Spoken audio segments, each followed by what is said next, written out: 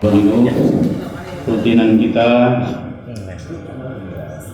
majelis zikir Darul Ikhlas yang diadakan di Pondok Pesantren Tahfidzul Quran Darul Ikhlas malam ini bisa berjalan dengan lancar. Mudah-mudahan bersamanya kita di sini benar-benar menjadi amal soleh yang makbulan oleh Allah. Amal soleh yang diterima di sisi Allah Subhanahu wa Ta'ala. Dan kita harus bersyukur, Pak. Jadi kenapa? Kalau sudah dihadirkan di majelis seperti ini, insya Allah Allah itu sudah berkehendak baik dengan kita. Apapun dosa, apapun kesalahan, apapun maksiat yang pernah kita lakukan, sebesar apapun, kalau kemudian kita diizinkan bersolawat kepada Rasulullah, insya Allah sebesar apapun dosa kita bakal ditolong oleh Nabi Muhammad SAW. Ini Rasul sendiri yang mengatakan. Kata Nabi begini, syafaati li ahlil kabair min ummati. Jadi syafaatku itu bisa menembus orang-orang yang sudah pernah melakukan dosa besar. Kenapa bisa ada dosa besar nih, Pak? Zina kemaluan itu loh, Pak. Itu dosa besar. Tapi kemudian ketika kita tobat, kemudian kita terus mendekat kepada Allah, memperbanyak sholawat, maka kata Nabi, syafaati li ahlil kabair min ummati. Jadi syafaatku itu bisa menembus orang-orang yang sudah melakukan dosa besar. Yang penting apa? Min ummati. Yang penting dia masih menjadi umatnya Kanjeng. Yang penting ojo dulangi. Nah, gitu. Iki duwe rujukan anyar iki. Mari ngono dulangi ae. Delalah kesane ngalah pas ngulangi enggak iso. Leren. Nah, iya. Kemudian sedoyo ditulung Gusti Allah nggih. Nah, makanya insyaallah kok kita masih hadir di tempat ini, insyaallah Pak, kita harus berbaik sangka dengan Allah, kita dipilih bakal diampuni Gusti Allah. Betul usah khawatir, Pak. Insyaallah dosa kita masih aman-aman lah. Di zaman Nabi itu ada seseorang yang namanya Nasuha. Nasuha itu nggak dosanya lebih daripada kita. Sawah dewi kan apa-apa nih masih preman sak preman Manunggal Jaya wis nggak iso ngalahne iki, Pak. Ini Nasuha ini apa kerjaannya? Dia bikin dosa. Kalau ada wanita perawan meninggal siang, setelah dikubur nih kali Mbak, gimana Mbak? Setelah proses selesai, Pak. Ini Nasuha ini kerjaannya apa? Malam dibongkar, Pak. Itu malam dibongkar, diperkosa. Ayo. Bukan memperkosa orang hidup, memperkosa mayat. Ini masih di zaman Kanjeng Nabi, Pak. Seorang pemuda yang bernama Nasuha, kemudian mendengar ada perawan meninggal siang, sore dikubur, malam dia tunggu dibongkar, diperkosa, Pak. Ngeri kan? Nggak ada di sini seperti itu, Pak. Sampai akhirnya Nasuha ini apa? Sampai akhirnya Nasuha ini mungkin lagi apes, Pak. Jadi ada wanita solehah yang kehidupannya terjaga oleh Allah, meninggal sore, malam dibongkar. Ketika pas disetubuhi, Pak, diizinkan oleh Allah bangun, Pak. Melayu, Pak, untuk kau tuh. Pas disetubuhi bangun. Ketika bangun apa kata perempuan ini? Kamu telah membuat aku malu di hadapan Allah. Kamu telah membuat aku junub di hadapan Allah. Pokoknya aku tidak terima. Kamu telah membuat aku malu menghadap Allah. Seperti itu, Pak. Laki-laki ini lari, Pak. Lari sekencang-kencangnya datang kepada Rasulullah. Dia datang kepada Rasulullah, kemudian apa? Bertanya kepada Rasulullah. Wahai Muhammad, saya ingin tanya kepada engkau. Ya silakan, wahai pemuda. Apa pertanyaanmu? Pertanyaan gini, Pak. Apakah benar Allah itu Maha Pengampun? Dijawab oleh Rasulullah, iya. Allah Maha Pengampun. Sebesar apa ampunan Allah? Kata Rasul, lebih besar dari apa yang pernah kamu lakukan, Allah pasti mengampuni. Kemudian Rasul bertanya, emangnya kau pernah bikin dosa apa? Ngomonglah Pak. Naswa ini ngomong, ya Rasul, aku punya kebiasaan memperkosa mayat. Jadi kalau ada mayat yang meninggal, sore dikubur, malam saya bongkar, saya perkosa. Seperti itu. Rasulullah, Pak, manusiawinya keluar. Apa kata Rasulullah? Pergi kamu. Kamu tidak pantas mendapat ampunan Allah. Pergi, tinggalkan aku. Sambil menangis, Naswa pergi berlari menuju ke padang pasir, Pak. Setelah pemuda ini pergi ke padang pasir, turunlah malaikat Jibril datang kepada Rasulullah. Apa yang disampaikan malaikat Jibril? Wahai Muhammad, kamu diutus ke dunia ini untuk memberikan jalan terbaik buat semua umatmu. Tapi kenapa ada orang yang datang kepadamu, kamu justru persilahkan dia untuk pergi meninggalkan dirimu? Akhirnya apa? Diperintahkan oleh Jibril, cari dia. Cari dia sampai ketemu. Berangkat Rasulullah mencari, Pak. Berhari-hari, berminggu-minggu tidak ketemu. Akhirnya ketemu di padang pasir, Pak. Ketika di pasang pasir, melihatlah pemuda ini sedang sujud. Ketika sujud, digoyang sini Pak, pantatnya Pak, oleh Rasulullah. Digoyang, ternyata laki-laki yang bernama Naswa ini sudah wafat. Ketika wafat, digoyang sudah wafat, turunlah malaikat Jibril menyampaikan salam Allah kepada Rasulullah. Wahai Muhammad, ketahuilah, ini pemuda sudah mendapat ampunan Allah Subhanahu wa Ta'ala. Allahumma shalli ala Muhammad. Artinya apa, Pak? Jangan pernah berputus asa dengan ampunan Allah Subhanahu wa Ta'ala. Apalagi seperti ini. Kita sudah bismillah, niat menjadi lebih baik, bismillah untuk tidak mengulangi dosa. Insya Allah dosa-dosa di masa lalu akan diampuni oleh Allah Subhanahu wa Ta'ala. Dan disampaikan di Quran itu innal hasanat yudhibna sayiat. Kata Allah, sesungguhnya kebaikan-kebaikan kita hari ini bisa menghapuskan dosa-dosa di masa lalu. Amin ya rabbal alamin. Makanya senang Pak, kalau istighfar itu dinikmati mawar ketika istighfar itu.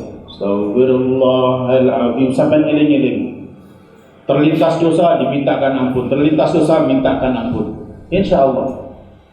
Kalau orang sudah diizinkan duduk di majlis seperti ini, insya Allah semua dosa-dosanya diampuni oleh Gusti Allah. Orang 60 tahun bikin dosa Pak, 60 tahun bikin dosa. Satu hari dia sebelum meninggal, kok dia benar-benar tobat, disepuro kali Gusti Allah. Kata Nabi begini,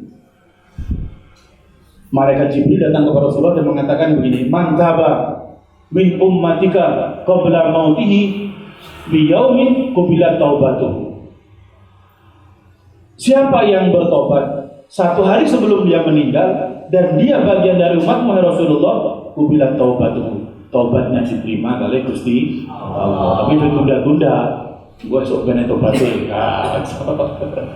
Artinya bahwa kita membayangkan betapa Allah itu memang pengen kita itu kembali kepada Allah dalam keadaan selamat. Ngoten nggih? Jadi tetap semangat mawon, tetap bismillah mawon. Insyaallah lah. Semua yang kita lakukan di sini tidak ada yang sia-sia. Amin ya rabbal alamin. Niki ngaos napa niki? Fikih napa Qurratun Nasin? Fikih malih? Fikih napa Qurratun Nasin? Kalau manut? Qurratun Nasin, oke. Kemarin fikih ya? Nah, kemarin fikih, sekarang Qurratun Nasin. Berarti besok baru fikih. Kata Kang Sedina mawon nggih. Oke, Kang Sedina mawon. Bismillahirrahmanirrahim. Pun ngaosin. Mungkin mari ngaos terus ngobrol gitu. Ngaji ini begitu aja. Ngaji ini di Moral ini kita difatihai pengarang kitab Syekh Utsman bin Hasan bin Ahmad rahimahullah taala wa nafa'allahu bihi wa bi ulumi fid dharain al-Fatihah. Bismillahirrahmanirrahim. Alhamdulillahirabbil alamin arrahmanir rahim maliki yaumiddin iyyaka na'budu wa iyyaka nasta'in ihdinas siratal mustaqim siratal ladzina an'amta 'alaihim ghairil maghdubi 'alaihim waladdallin. Kesupen iki nyembah nuwun nggih kanca-kanca sedaya sing pun ngewangi nyengkiwing apa nyengkuwung pun nyengkiwing iki. Nyengkuyung majelis niki don jajan bateri mulai asar teko karepe dhewe. Nggih atas nama pimpinan majelis zikir sekaligus pengasuh pondok pesantren Tahfidzul Quran kula nembah nuwun suwanget nggih. Mugi-mugi jenengan sedaya angsal balasan terbaik dari Allah Subhanahu wa taala. Kula hitungane mudah-mudahan napa dadi hajate dikabul. Sedaya sing pun bantu awal sampai dengan malam ini mugi-mugi tetap menjadi amal sholih ila yaumil qiyamah. Al-Fatihah. Alhamdulillahirabbil alamin arrahmanir rahim maliki yaumiddin iyyaka na'budu wa iyyaka nasta'in ihdinas siratal mustaqim siratal ladzina an'amta 'alaihim ghairil maghdubi 'alaihim waladdallin. Terima kasih juga buat ini tim kreator dari Samarinda ini yang sudah bekerja keras. Kita nggak bayar Pak, beliau datang nih Pak dari Samarinda. Bukan majelis yang mengeluarkan uang, enggak, majelis dikit ini aja cukup Pak. Manfaatnya sudah banyak Pak Win. Jadi kemarin saya teleponan teman di Surabaya, di Madura. Itu dia menikmati TikTok kita loh. Jadi teman di Surabaya, karena dia berteman dengan saya, dulu nanti sama Tebereng. Terus dia itu rumahnya Lampung, tapi nikah dapat seorang penghafal Quran rumahnya Madura. Nah kemarin pas teleponan, dia cerita, Mas, alhamdulillah saya sekarang sering lihat TikToknya jenengan. TikTok yang mana? Itu loh yang jadi gara-gara dia berteman terus sering buka. Nah ketika buka FYP yang keluar punya kita terus Pak. Terus seperti itu. Akhirnya apa? Akhirnya saya itu setiap mau keluar buka. Jadi dia yang dia ingat gini Pak. Ciri penghuni surga yang pertama wajhun malihun. Jadi setiap mau keluar dia tuh pasang muka itu manis terus. Jadi manfaatnya besar Pak ternyata Pak. Jadi saya sekarang Mas Majid ketika mau keluar saya buka dulu. Oh berarti keluar wajahnya harus menyenangkan. Terus ngomongnya harus enak. Ternyata gitu Pak. Makanya mungkin kalau sampean nggak lihat, kalau ngaji doang kali Pak. Sama delok ya. Mendelok terus dipencet gambar I love you. Iku lek sampean delok sekali, delok dua kali, setiap buka keluar terus Pak. Jadi tanpa sampean sinau secara nggak langsung wis disinau karo FYP, karo TikTok niku disinaui sampean. Nggak perlu ngiling-ngiling, nggak perlu. Misalnya mau keluar, harus ngombe kopi buka sih. Oh, penghuni surga niku contohnya wajahnya menyenangkan. Iku sampean metu lho mikir, Pak. Neng jualan pas ana wong nggo motor sampean didolnya arep nesu lho gak wani. Wani enggak? Wani sih gue baru enggak. Tapi teman ternyata bener Pak. Ternyata bener ketika kita rajin buka itu secara enggak langsung kita dinasehati Pak. Makanya sering-sering mawon buka niku dibuka ae. Nanti lama-lama ketika buka FYP sing keluar niku terus. Nah, ngoten nggih. Itu satu. Yang kedua, ketemu lagi sama anak muda ya, orangnya Etika loh nggak salah, ketemunya di cucian. Ternyata sama. Ustaz, alhamdulillah, meskipun saya belum sempat hadir di tempat jenengan, saya itu nunggu antrian ngisi muatan Mbak Edi. Itu yang dibaca TikToknya Darul Ikhlas Pak. Tepuk tangan buat Bro Cahyo. Jadi kemarin saya ngomong sama siapa ya di sini ya? Ada sama temannya Jari itu. Anaknya masih muda, R3. Mobilnya Pak itu mobilnya itu R300 yang isi material itu. Jadi ketika nunggu antrian itu dia muter itu. Bukan Mas itu bukan. Anaknya kayak itu, kayak asik gitu loh. Apa namanya enggak tahu saya betul. Tapi ketemu di cucian. Jadi teman-teman satu grupnya itu sambil nunggu makan yang disetel TikToknya Darul Ikhlas. Alhamdulillah. Berarti dakwah itu memang seperti itu manfaatnya. Makanya mudah-mudahan tetap semangat beliau-beliau ini. Jadi nanti dakwahnya bisa dirasakan orang banyak. Betul nggih? Nggih. Mawon itu sekedar hubung iling tak sampaikan. Terus ini ngaos. Bismillahirrahmanirrahim. melanjutkan yang kemarin. Kalau yang dulu, Innallaha ja'ala bani Adama ala thamani khisalin. Allah menjadikan anak manusia itu atas 8 perkara. Minha arba'un li ahli jannah. Yang 8 perkara itu dibagi menjadi 2. Yang 4-nya li ahli jannah, sebagai tanda atau ciri yang dimiliki para penghuni surga. Pertama napa kemarin? Wajhul malihun, wajahnya nyeneng nih Pak. Ini ketemu wajahnya menyenangkan. Kesolehannya itu kelihatan dari wajahnya. Nah itu tanda penghuni surga. Yang kedua napa? Walisanun fasihun, omongannya enak.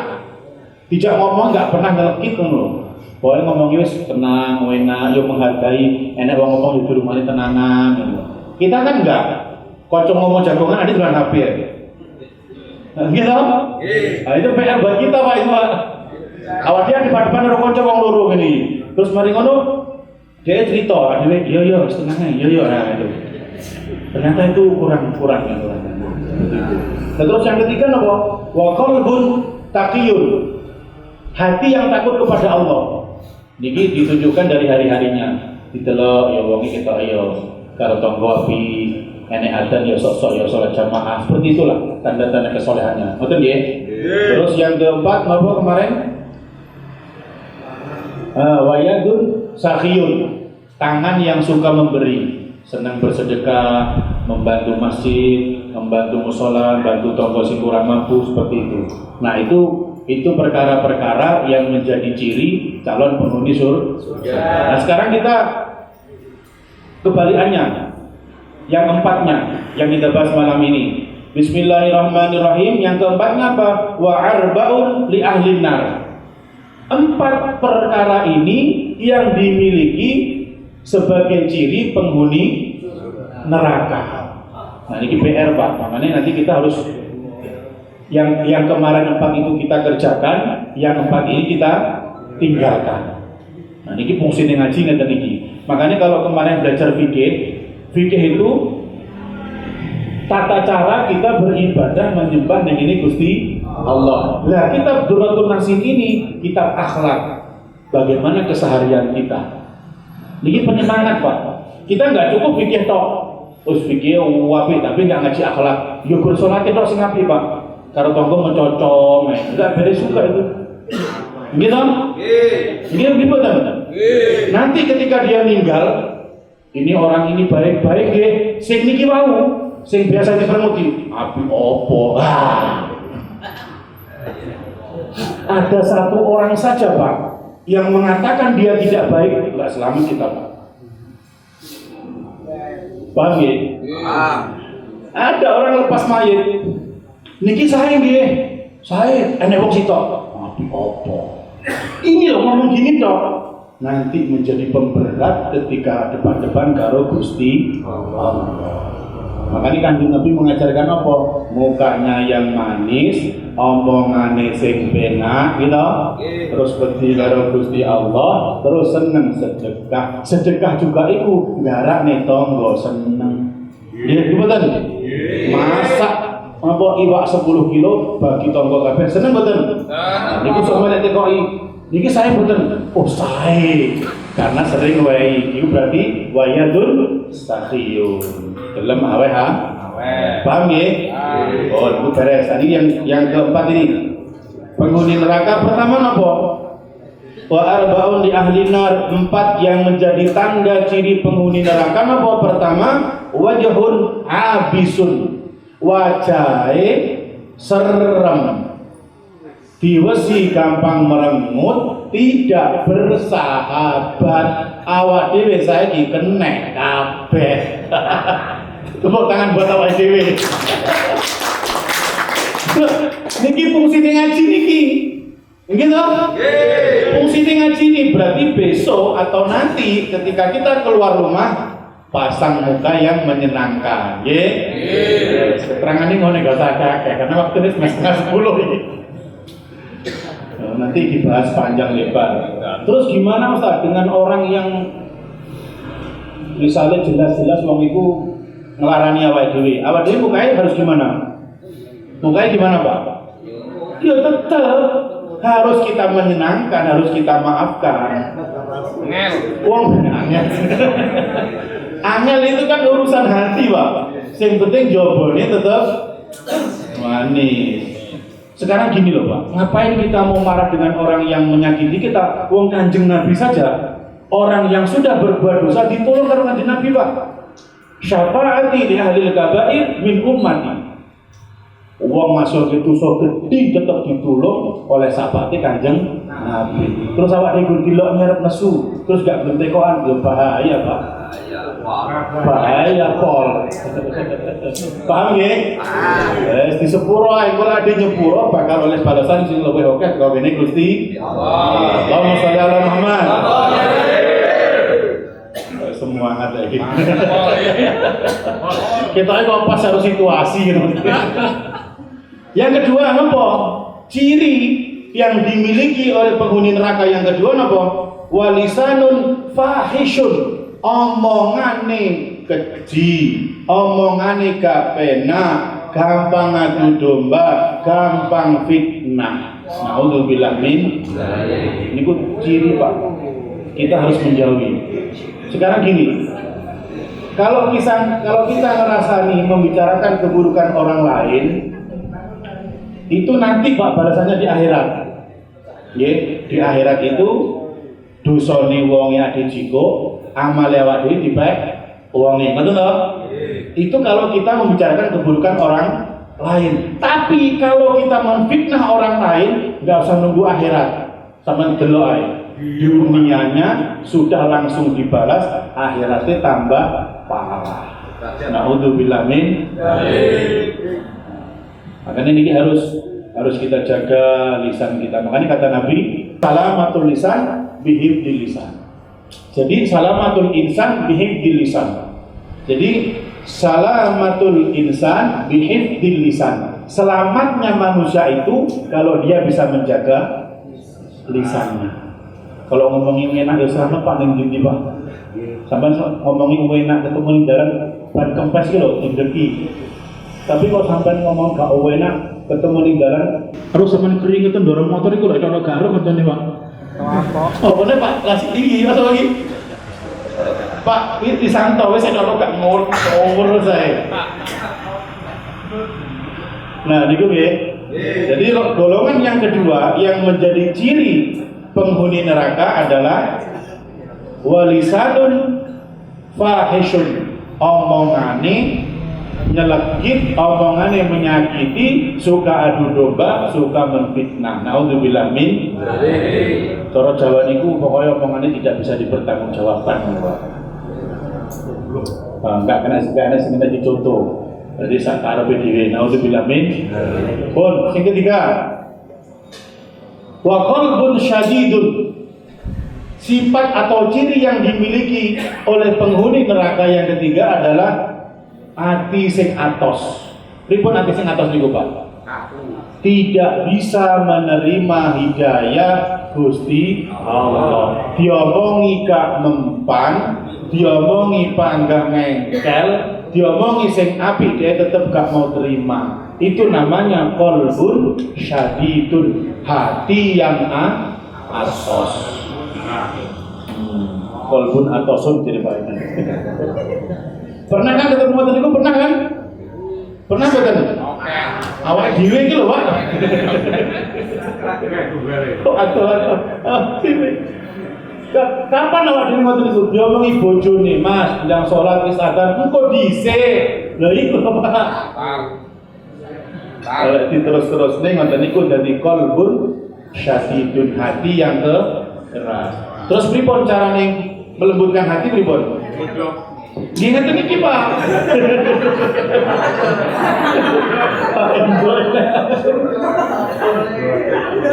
Caranya melembutkan hati pripun digodhog jare Pak Indro. Jare godhoge piye? Ingat iki. Hadir di majelis ilmu, hadir di majelis zikir. Alhamdulillah.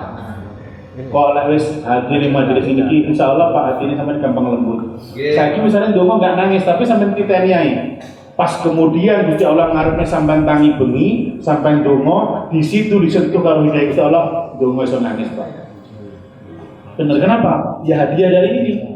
Hadiah ritual, hadiah dikir bareng-bareng ini, pas suatu malam doa dirian, ternyata Allah izinkan sampai nangis. Dan itu nikmat yang tidak bisa dibeli dengan apa-apa. Betul ya? Oh, ini yang ketiga. Yang ketiga ciri yang dimiliki penghuni neraka, qalbun syadidun, hati yang keras. Yang keempat apa terakhir? Langsung itu lagi. Yang terakhir medit. Ini yang terakhir medit, bahasa Arab itu medit. Jadi bahasa itu sih cetilun. Yang terakhir apa? Wayadun bakhilun, tangan nih medit, tangan itu digemai Jumatan, enten kotak lewat, sampean itu benane songkok. Nah, ya. Enten ngoten niku enten.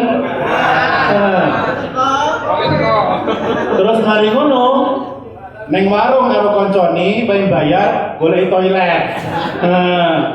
Sing bayar pada sing kuwi ae. Ngoten niku jadi masalah, Pak. Kayak gitu ae kanca tenang-tenang ae. Tapi di hadapan Allah beda. Dawuh Kanjeng Nabi pripun? Al-bakhil qaribun al-bakhil ba'idun minallah wa ba'idun minal jannah wa ba'idun minan nas wa qaribun minan nar. Orang yang pelit itu jauh dari Allah, jauh dari surga, jauh dari manusia, dekat dengan neraka. Naudzubillah min dzalik. Maksudnya atau komentar gitu, Pak. Ya dicek lho, Pak. Dititeni aja. Dititeni. Iki wong iki yang geremangan kok anggere wae bayar ning toilet. Jelas sekali-kali gak apa-apa. Tapi nek koncone awak dhewe insyaallah nrimo kabeh nggih. Biasa iki memang sing seneng bayarin niku ya memang niate seneng gitu. Sing penting ning ati ada-ada gayane gak usah Mas tak bayarannya. Nah, ngono Pak. Pas itu ketenanan ternyata. Pas itu tenanan, pas dompet gak ada plus.